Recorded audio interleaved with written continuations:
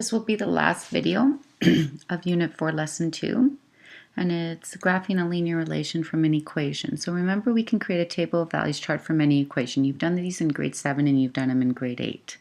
So when we want to graph a linear relation, what we need to do is create that table of values chart and then graph the line. So here we have an equation, y is equal to 2x plus 1. Now, there is no context to this question, so we want to make sure that we have both negative and positive numbers. So we're going to actually put our grid right in the center. Our x, our y. Okay, and since we want numbers around the origin, I'm going to choose the numbers -2, -1, 0, 1, and 2. Okay, I'm going to choose them because they will be around the origin. You can pick other numbers. You can put -5, you can put +5. It doesn't really matter. I'm just going to choose those 5 so that it keeps the points around here. So what we need to do is we need to use our graph, our equation, and substitute our first value in. So our first value for x is -2. So when x is equal to -2, let's see what our y is equal to. So y is equal to -4 plus 1, and our y is equal to -3. So when x is equal to -2, our y is equal to -3. Okay, so let's just go and scale our graphs already.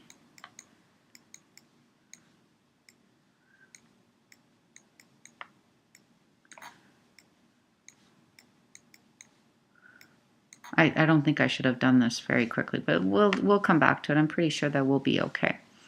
So we can't see the pattern yet in our y until we actually have our second point. So we actually have to substitute 2x values in. So we're going to say now x is equal to -1. What's my y equal to? Well, -2 plus 1, and we get -1. And now we can see that this one's increasing by 1, this one's increasing by 2. So we don't have to do this anymore. We should be able to know that we are increasing by 2 each time. Now we can go and check. Let's take 2 and put it into our equation. So when x is equal to 2, y should equal to 5. Well, let's see. Yep, 4 plus 1, and you get 5. So when x is equal to 2, y is equal to 5. Now these are points on a graph. So we're going to get, now I should label because now I know what my data points are, and I was okay. Maybe I remembered it from class today. So x is equal to -2, y is equal to -3. That's our first point. Our second point, x is equal to -1, y is equal to -1. That's right there. 0, 1. 1, 3, and 2, 5.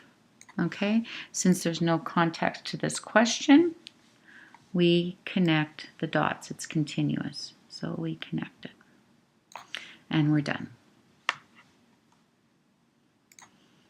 Okay, so in this example, we actually have context. So an amusement park charges an admission fee of $10, flat rate, and then we add in $2 for every ride that we have.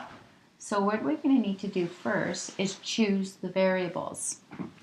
So since we have total cost and the number of rides, let's say that cost is equal to C and rides is equal to R.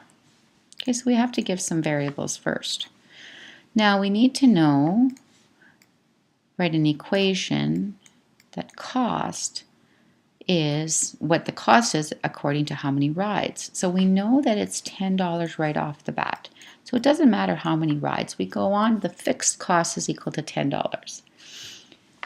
This is a pretty big word, plus $2 for every ride, so 2R. So that would be our equation for our graph. So we have to ask ourselves, which one depends on which? Does the number of rides depend on the cost, or does the cost depend on the number of rides? And it's the second statement that makes the most sense.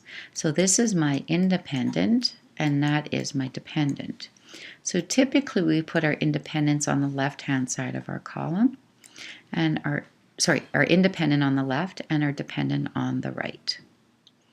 Now we have to actually use our common sense. Does it make any sense to have 1.5 rides? Well, no. Does it make any sense to have negative rides? Well, no. So the least amount of rides we can go on is 0. I can go to the amusement park, pay my $10 and not go on a ride and still enjoy my friends.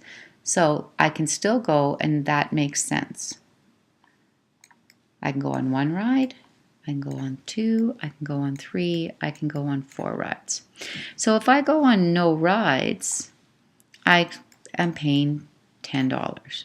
If I go on 1 ride, so 1 times 2 plus the 10 would be $12. If I go on 2 rides, 2 times 2 is the 4 plus 10, and we can see that we're increasing by 2 each time. Now we actually go and graph our data. So we know that there's no negatives, so we just need the first quadrant of our plane. We already discussed the fact that rides is the independent, so that goes on the horizontal, and cost in dollars is our dependent. So this would be, I'm just going to change, I type faster than I write, so this would be total cost of amusement park. Okay, so that would probably be your title. So I have to flip back. Here I'm going up by ones, so I would probably label this 1, 2, just to spread out the data, 3, every second one, 5, 6. And then the total cost goes between 10 and 18. Well, we have to start at 0, so 10 and 18. So if I go 5, well, let's go up by 4s, because that's what we did in class. So 4, 8, 12, 16, 18, 20. Okay? So for 0, it is 10. No rides are 10. 1 ride costs us $12. 2 rides is 14. 3 rides was 16. 4 rides. Did I do that right? Sorry, I changed my scale. That should be 20 and that should be 24. There we go, that's better. Okay, so now we see that it's a linear function or a linear relation. We don't connect the dots because it doesn't make any sense to go on 1.5 rides or 2.8 rides. So this is discrete data, so we leave it alone. So now we want to find what the total cost for 7 rides is. So now we can actually expand the graph. We can do that to see, or what we can do is actually just expand our table, or we can use our equation. So I'm just going to use my equation. So C is equal to 10 plus 2 times the cost of, or the number of rides that we went on. So we get cost is equal to $24. How many rides can be taken if I have $38? Well, again, I'm definitely going to use my equation. And this time the 38 is my C. And I want to find my R. So in order to solve this equation, I have to subtract 10 from both sides, because a plus 10 and a minus 10 will cancel out. I'm just going to go over here. I'm going to be left with 28 on the left-hand side and 2R on the right-hand side. This says 2 times some number, so to get rid of 2 times, we have to divide by 2.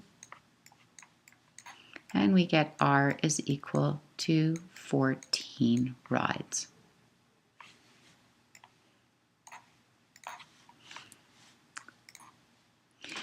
In this example, in 2008, the goods, and even today, 2015, the goods and service tax, GST, is 5%. To determine the tax, T dollars, charged on a given purchase, P, so we have to change it. We have to multiply it by 0.05. I have to change that because that doesn't quite sound good.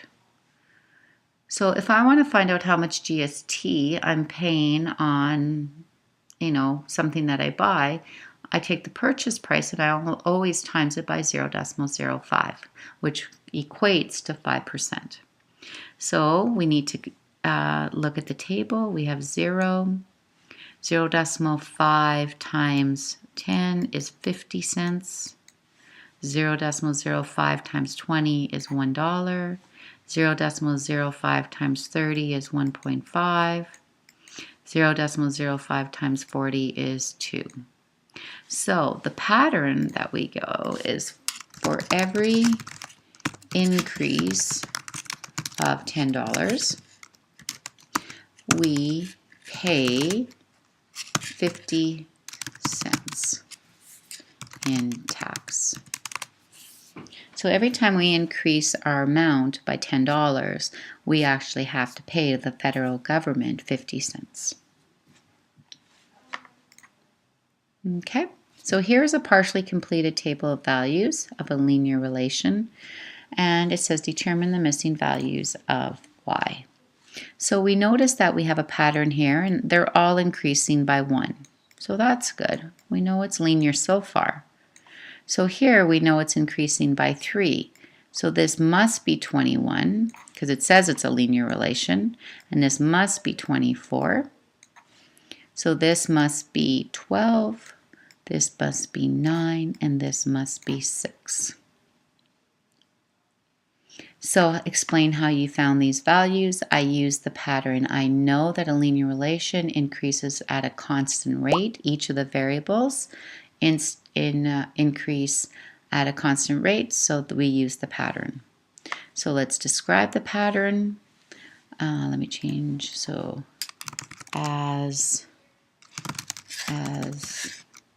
x increases by 1, y increases by 3.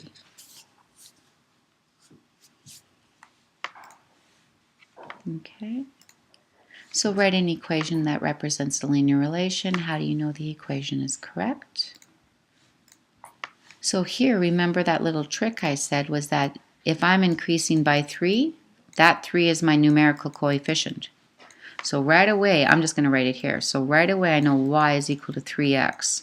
Then I check and see if I have to add or subtract anything. So 2 times 3 is 6. 3 times 3 is 9. 4 times 3 is 12. So that's actually my equation. How do I know that it's correct? I verified it using more than 2 points. Graph the data, create our table of values. Again, there's no context to this question, so we must include the negative sides. We already know that we have 2, 3, 4, 5, 6. We can plot that data. I'm just going to put -2 just for practice. 0 and 1 and 2. We already have the other pieces of data. So this is -6. This is -3. This is 0, 3, and 6. So let's go, and this is -2, 2, 4, 6. This is -4, -6. And again, 2, 4, 6, -2, -4, -6. Okay, so we have -2, -6, -1, -3, 0, 0, 1, 3, and 2, 6. Now I just took the graph. It doesn't really matter which points you take as long as it follows the pattern. Because if I was to expand this graph and kept on going on and on and on, I would actually get these points. Okay, so it was just an extra practice of graphing around the origin. You could have graphed these points, you would get the exact same thing as I did. So now you are working on assigned work on page 170, 173, 5B, 7B, 9A, 9D, 10B, 15. Once you're done that, if you want to be challenged a bit, you want to go for that excellence, do number 18 on page 173, and then that assessment focus question has to be handed in to me to make sure I get that I know you got the concept.